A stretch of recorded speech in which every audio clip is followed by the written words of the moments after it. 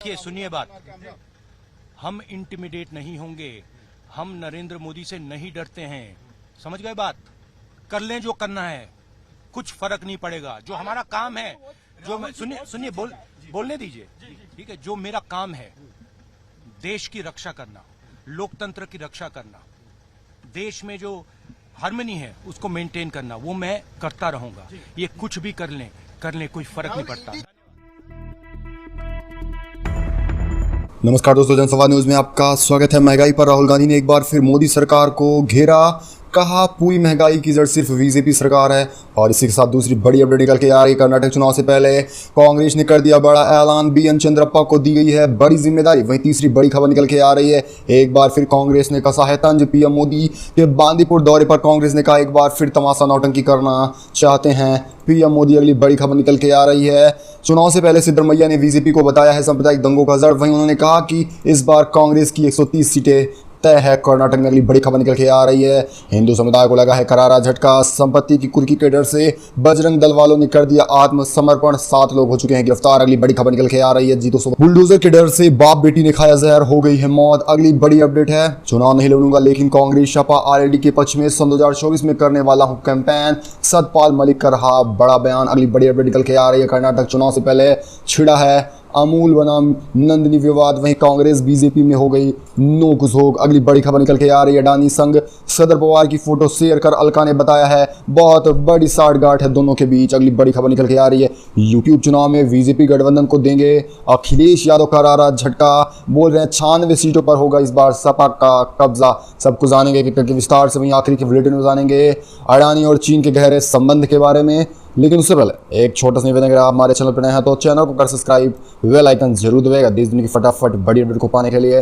पहली बड़ी खबर निकल के आ रही है, महंगाई पर राहुल गांधी ने एक बार फिर पीएम मोदी को घेरा है। उन्होंने कहा कि अपने दोस्त को बचाने में लगे हैं तो ये महंगाई कैसे कम करने वाले।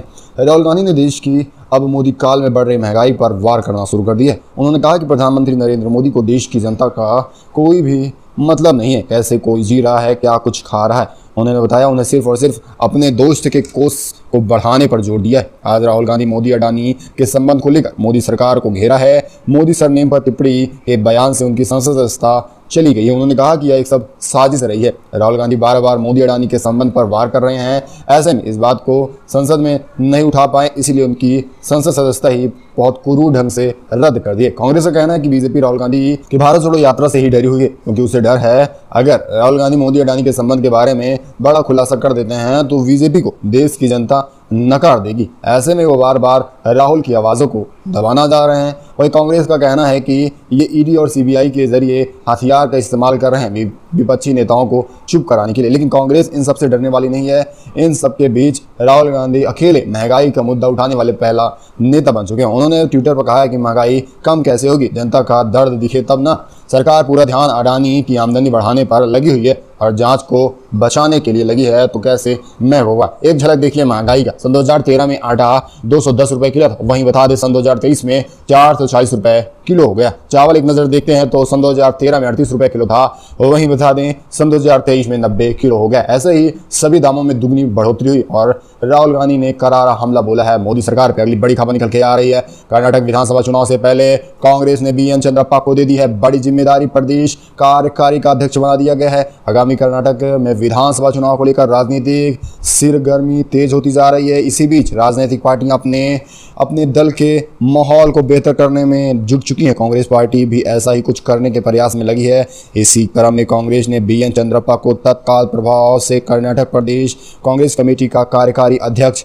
नियुक्त कर दिया है। बीएन चंद्रप्पा को कार्यकारी अध्यक्ष बनाए जाने की जानकारी कांग्रेस महासचिव केशी वेणुगोपाल ने दिया है। उन्होंने जानकारी देते हुए बताया कि कर्नाटक में कांग्रेस का नेतृत्व अभी डीके शिवकुमार कर रहे हैं। उनके अलावा 5 नए कार्यकारी अध्यक्ष बने हैं, जिनमें से 9 युक्त बीएन चंद्रप्पा के अलावा रामलिंगा रेड्डी और वहीं सलीम अहमद, ईश्वर संदेश सतीश शामिल रहे थे। और यह एक बड़ी जिम्मेदारी दी गई है बीएन चंद्रप्पा को कर्नाटक विधानसभा चुनाव से पहले। अगली बड़ी खबर निकल के आ रही है, एक बार फिर बीजेपी पर कसा गया है तंज। पीएम मोदी के बांदीपुर दौरे पर कांग्रेस ने खूब हमलावर रहा, कहा फिर से तमाशा नौटंकी नौटंकी करने आ रहे प्रधानमंत्री नरेंद्र मोदी रविवार को कर्नाटक के चामराजनगर के स्थित बांदी टाइगर रिजर्व के दौरे पर पीएम मोदी यहां टाइगर प्रोजेक्ट के 50 साल पूरे होने पर आयोजित कार्यक्रम में हिस्सा लेने पहुंचे। इसे लेकर कांग्रेस ने प्रधानमंत्री नरेंद्र मोदी के ऊपर खुलकर निशाना साधा है। कांग्रेस नेता जयराम रमेश ने कहना है कि प्रधानमंत्री भले ही सुर्खियां बटोरे हों, लेकिन हकीकत सबको पता है और आने वाले समय पर साफ तौर पर झलकेगा। रमेश ने ट्वीट कर लिखा है, आज पीएम मोदी बांदीपुर के 50 साल पहले लॉन्च हुए प्रोजेक्ट टाइगर का पूरा क्रेडिट लेने जा रहे हैं। वह खूब तमाशा करेंगे, जबकि पर्यावरण, जंगल, वन्य जीव एवं वन्य क्षेत्रों में रहने वाले आदिवासियों की रक्षा के लिए बनाए गई सभी कानून वो खुद ही ध्वस्त करते आ रहे हैं। वह भले ही सुर्खियां बटोरे, लेकिन हकीकत सबको पता है और बिल्कुल उल्टा होने वाला है। वहां पे जाकर ये कितने भी तमाशा नौटंकी करें, लेकिन सबको पता है इसका आगाज कब हुआ था, आज से 50 साल पहले। अगली बड़ी खबर निकल के आ रही है, सिद्धरमैया ने बीजेपी को बताया है सांप्रदायिक दंगों का जड़। वहीं कांग्रेस का बताया कि कर्नाटक में 130 सीटें हैं तय। कर्नाटक के पूर्व मुख्यमंत्री और नेता प्रतिपक्ष सिद्धरमैया ने शुक्रवार को कहा कि कर्नाटक में इस बार कांग्रेस पार्टी सत्ता में ही आने वाली है। हम आगामी विधानसभा चुनाव में 130 से ज्यादा सीट जीत कर दिखाएंगे। इसके साथ ही उन्होंने बीजेपी पर हमला बोला। सिद्धरमैया भारतीय जनता पार्टी को सांप्रदायिक बताया है। समाचार एजेंसी एनआई से बातचीत करते हुए सिद्धरमैया ने कई मुद्दों पर बात की है। सिद्धरमैया का कहना है कि कर्नाटक की जनता ने इस बार सरकार को बदलने का फैसला ले लिया है। इसके साथ ही उन्होंने खुद यहां से चुनाव लड़ेंगे। इस बात पर भी कांग्रेस नेता का कहना है कि मैं बड़ौदा विधान सीट से चुनाव लड़ रहा हूं और यह मेरे लिए आखिरी चुनाव होने वाला है। इसके बाद मैं चुनाव नहीं लड़ूंगा। वहीं कोलार विधानसभा सीट में चुनाव लड़ने को उन्हें कहा गया तो उन्होंने कहा कि वहां की जनता चाहती है कि मैं यहीं से लड़ूं, इसीलिए मैं यहीं से चुनाव लड़ने वाला हूं, बड़ौदा से। इसके बाद अगली बड़ी खबर निकल के आ रही है, एक बार फिर हिंदू समुदाय को लगा करारा झटका। संपत्ति की कुर्की के डर से सहमे हैं आरोपी। बजरंग दल नेता सहित 7 लोगों ने कर दिया है आत्मसमर्पण। बड़ी खबर, बिहार के नालंदा जिले में रामनवमी के दौरान सांप्रदायिक हिंसा के आरोपियों ने 7 लोग सहित कुर्की के डर से शनिवार को पुलिस के सामने आत्मसमर्पण कर दिया। जिला प्रशासन ने जैसे ही सुबह 9 आरोपियों की संपत्ति कुर्क करने की प्रक्रिया शुरू की, उनमें से बजरंग दल के 7 संयोजक कुंदन सहित सभी लोगों ने पुलिस के सामने अपना आत्मसमर्पण कर दिया है। हालांकि दावा किया जा रहा है कि रामनवमी के दिन बिहार शरीफ में मौजूद ही नहीं थे। वहीं आत्मसमर्पण करने वाले अन्य आरोपी की पहचान कृष्ण कुमार, मोहम्मद शेखू, मोहम्मद चांद और मोहम्मद रईस मनीष वर्मा सहित शामिल रहते। अब इनके ऊपर सख्त कार्रवाई होने जा रहा है। वहीं बिहार के का जमकर जन विरोध किया और इसे पूरी तरह से लोकतांत्रिक करार दिया। कार्यक्रम के मुख्य अतिथि के रूप में पूर्व विधायक फूल सिंह बैरैया शामिल हुए थे। उन्होंने लोगों को संबोधित करते हुए कहा कि हमने समझा है कि शिकारी और मालिक जब दाना डालते हैं तो मालिक का दाना पाले का काम करता है। वहीं बता दें, उन्होंने कहा कि शिकारी का दाना मारने का काम करता है और उन्होंने कहा कि ये सरकार दोनों दाने खुद डाल रही है और आम जनता को शिकार बनाया जा रहा है और पाले में भी रखा जा रहा है। इसी के साथ अगली बड़ी खबर निकल के आए, एक बार फिर से भड़के हैं ओवैसी महागठबंधन खेल को लेकर सब बिगाड़ देंगे खेल। बड़ी खबर है, सासाराम और नालंदा में रामनवमी के मौके पर भड़की हिंसा में ओवैसी जिस तरह से खफा है, उसका खामियाजा मुस्लिम वोटों के एक बड़े दावेदार पर भी महागठबंधन को भुगतना पड़ सकता है। ओवैसी ने दंगों के लिए बिहार की महागठबंधन सरकार को पूरी तरह से जिम्मेदार ठहराया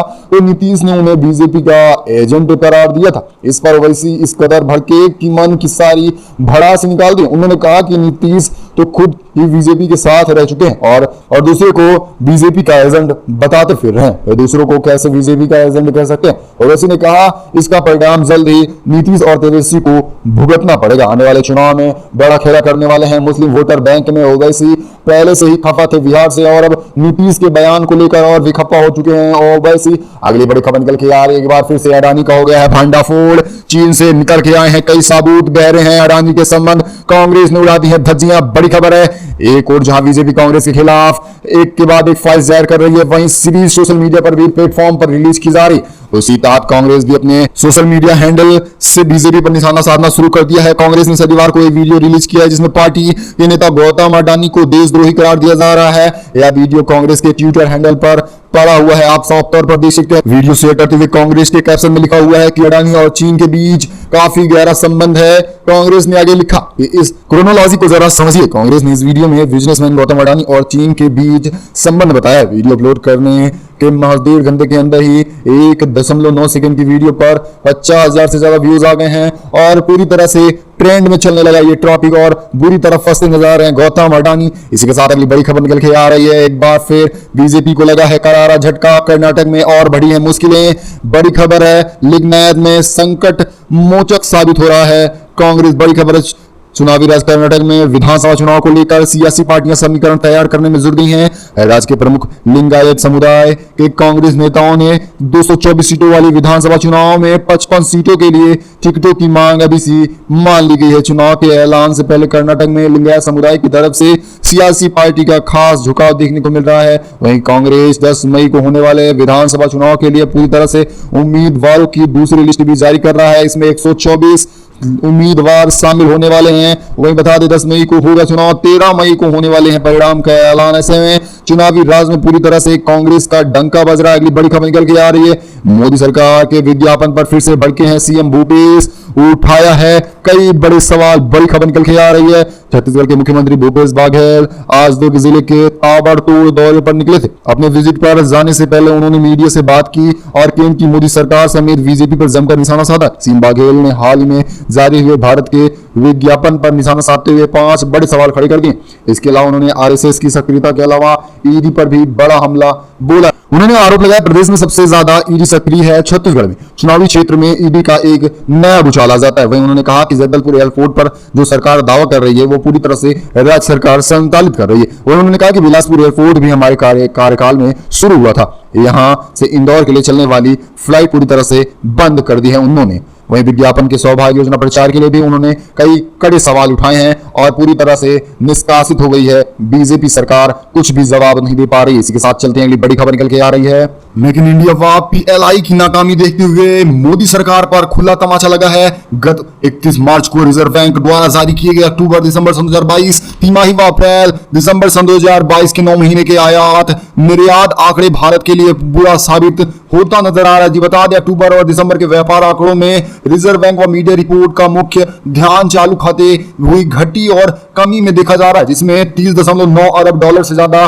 कम आयात हो पाया। ऐसे में एक करारा झटका लगता नजर आ रहा है भारत की अर्थव्यवस्था में और इसका पूरा जिम्मेदार केवल बीजेपी सरकार है। आर्थिक नीति के मद्देनजर गौर करने की बात है, भारत से वस्तुओं का निर्यात इस तिमाही में 105.6 डॉलर ही रह गया है, जबकि इससे पहले लगभग 108.9 डॉलर था और इसमें बड़ी कटौती आई है। ऐसे में पहले इन डॉलरों की कीमत माना जा रहा था कि 51.3 हो चुका था, जबकि गिरकर 82.9 हो गया है और बीजेपी सरकार को एक खुला तमाचा लगा है। दरअसल आप क्या मानते हैं कि आर्थिक संकट से अब घिरता जाएगा भारत भी? इसी के साथ अगली बड़ी खबर निकल के आ रही है। सपा अध्यक्ष अखिलेश यादव ने एक बार फिर से बोला है धावा, कहा पूरी तरह से सभी विपक्षी नेताओं के धूमिल करना चाह रहे हैं, छवि षड्यंत्र रच रही है भाजपा। समाजवादी पार्टी के राष्ट्रीय अध्यक्ष अखिलेश यादव ने ट्वीट कर भाजपा पर हमला बोला है। उन्होंने कहा कि विपक्षी पार्टियों की छवि धूमिल करने के लिए सत्ताधारी पार्टियां लगातार वेबसाइट और फेसबुक पेजों द्वारा, सोशल मीडिया द्वारा पैसे दे देकर प्रचार करा रही है और लोकतांत्रिक षड्यंत्र रचती आ रही। इसमें उन्होंने कहा कि इसकी गहनता से जांच होनी चाहिए और षड्यंत्रकारियों के खिलाफ आपराधिक मामला दर्ज होना चाहिए, क्योंकि लगातार ये विपक्षी नेताओं की छवि को